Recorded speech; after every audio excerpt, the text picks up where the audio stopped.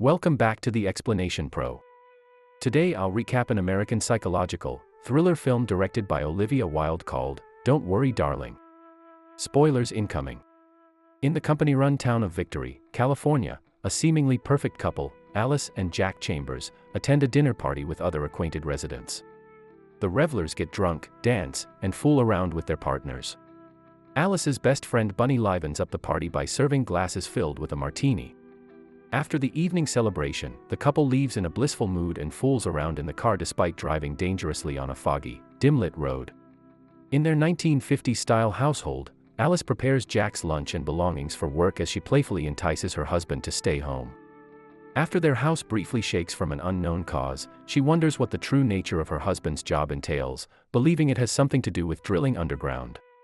Jack leaves at the right moment, almost like clockwork, as the other husbands get inside the cars and drive out simultaneously, with all the wives saying their goodbyes. As it turns out, the men drive out of the neighborhood and into the desert to reach Victory headquarters, where they are all employed by the illustrious project founder, Frank. Meanwhile, Alice and the wives stay home to do all the routine chores without any complaints, despite the fact they are not allowed to make inquiries about their husband's profession. At ballet practice, Frank's enigmatic wife, Shelley, introduces a shy new member, Violet, to the group as she scrutinizes the dance routine. She pays close attention to Alice and guides her to create the perfect pose. Along the neighborhood street, Alice and Bunny talk about Violet being the newest resident to move into Victory after some time. Later, while hanging clothes, Alice notices her neighbor, Margaret Watkins, standing with her eyes closed in deep thought while clenching a toy airplane. Though she thinks it is odd, she dismisses her worries and goes to the kitchen to cook steak. Curiously, she is compelled to open the egg carton but becomes shocked when she does not see any yolk fall out upon cracking some eggs. As evening falls, Jack returns home and is welcomed by Alice with a martini. The pair is overcome with passion and lust as they make love at the dinner table. The following morning at the community pool party, Alice chats with the ladies, with Violet enthused about having children. Oddly enough, during the conversation, Alice complains about an unknown song she repeatedly hums in her head, which allows her to see brief flashes of memories that she cannot explain. She becomes more intrigued as she inspects the scale model of the neighborhood, which is yet to be expanded further through the Victory Project. Later, while everyone gets acquainted with the community's newest members, Shelley welcomes Violet and her husband Bill, informing them that it is a privilege for them to be part of Frank's vision. Suddenly out of nowhere, Margaret voices her frustrations, remarking that they should not be living in the town in the first place. After her husband drags her away from the crowd, Frank finally speaks to lighten the mood and inspire the residents to band together as a family, so they can live far from the chaos of the outside world. He thanks his founding partner, Dr. Collins, and the new couple for their courageous undertaking of the Victory Project. After the speech, Alice notices that Jack is no longer beside her, so she ventures outside to look for him. She comes across a disillusioned Margaret sitting in an open room while being given medication by her husband. Her husband closes the curtain as she loudly rambles her fears and doubts. Alice is bewildered but continues walking until she stumbles upon Jack looking in the mirror while wearing a tie. The pair caress each other passionately near the dresser, but weirdly enough, Alice catches a glimpse of Frank watching her get fingered but does not intervene. A day later, the women gather in a showroom where models display different kinds of outfits, with some reenacting scenes of a wife's routine inside glass rooms. The pregnant woman Peg, who was not at the party, curiously asks about Margaret's outburst, with Bunny believing Margaret jeopardized her husband's position in the company. Alice sympathizes with her former friend being an outcast due to the strange events that led to Margaret's son's disappearance somewhere in the desert. A search party found the woman exhausted and alone, with only the toy plane. Bunny reminds the group that they must follow the absolute rule that wives should never journey to Victory headquarters or face the consequences. Peg inquires once more, puzzled about what their husbands do at work beyond developing progressive materials. Before she gets too carried away with her questioning, Bunny stops her and reminds her about fulfilling their mission as wives in the community. Well into the night, Alice awakens out of breath from a nightmare about strange women dancing weirdly. The following day, she continues her duties as usual while Frank's radio broadcast about sacrifice plays in the background. Later, she gets on the tram but decides not to stop over for anything, insisting on enjoying the ride wherever it will take her. Just then, a plane flies over, but Alice sees it passing over a mirror-like reflection. It crashes in the desert out of view, so she pleads for the driver to help but does not comply as he is not driving in its direction. Frustrated, she steps off the tram and walks into the warm plains to look for the downed plane, though she does not notice the warning sign pointing out dangerous materials ahead. The brave housewife wanders aimlessly while humming the unknown tune in her head. Eventually, she reaches the infamous headquarters, a small dome-like building covered by mirrored paneling. She is driven to touch the glass, and after doing so, a red beam shines on her face as she experiences wild, unexplainable hallucinations. Somehow, this takes her back to her house, and she wakes up in the bedroom later that night. Surprisingly, upon reaching the kitchen, she finds Jack busy making dinner, albeit unsuccessfully. Alice asks him how she got home from where she was while also revealing about the plane crash. Since neither of them can explain the circumstances, she dismisses it as a weird dream and apologizes to Jack. Strangely enough, Alice cleans the glass windows the next day when she is suddenly pinned by her wall filled with pictures. As she is about to get crushed, she snaps back into reality and sees that everything is normal.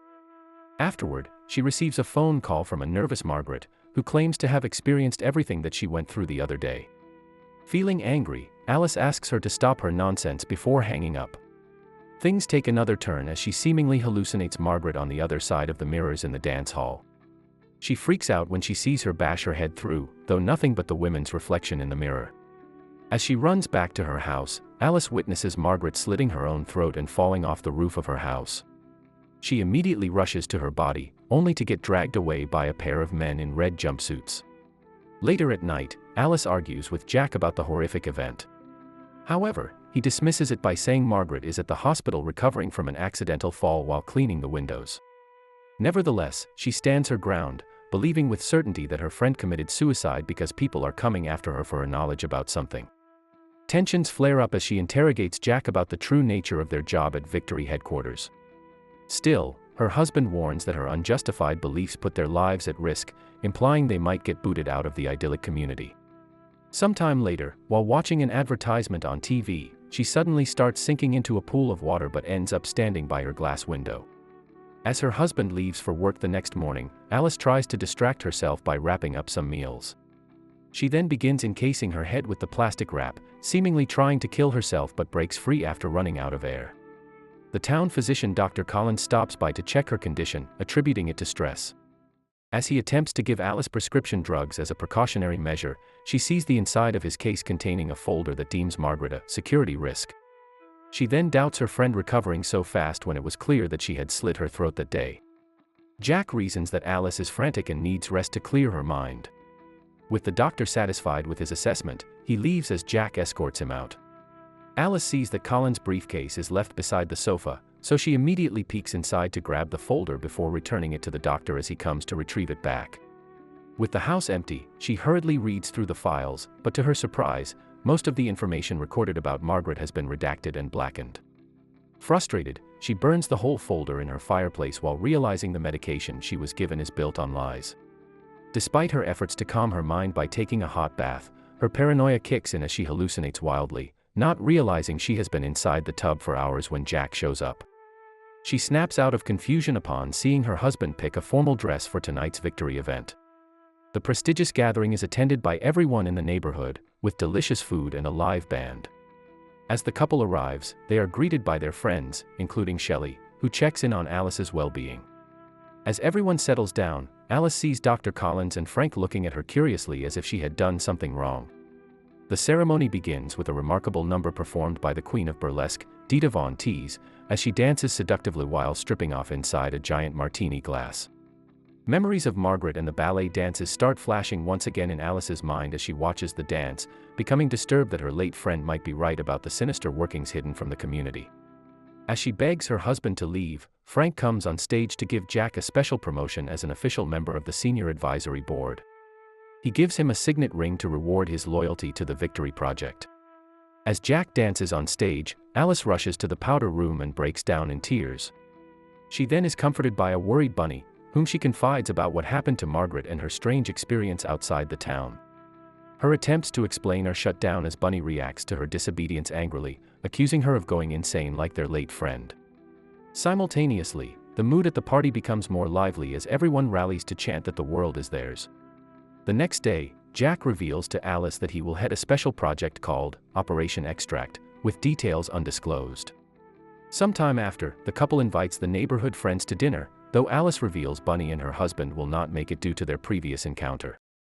The men are astonished that Alice found a way to entice Frank and his wife Shelley to visit their home as honorary guests. After they arrive, Frank casually follows Alice to the kitchen and speaks with her privately. He implies that everything she has suspected so far is accurate and that he will leave her be since he feels challenged by her inquisitive nature. Motivated by what she believes is a confession of Frank's guilt, Alice attempts to expose him over dinner, saying they are intentionally brainwashed to forget past events.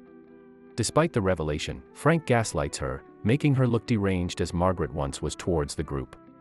Alice tries her best to defend herself, blaming Frank, but Shelley refuses to give in to her paranoia, forcing all the guests to step out in embarrassment.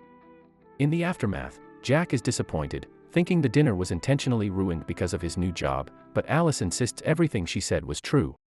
Feeling exasperated, she pleads with her husband to drive away from Victory and move on elsewhere.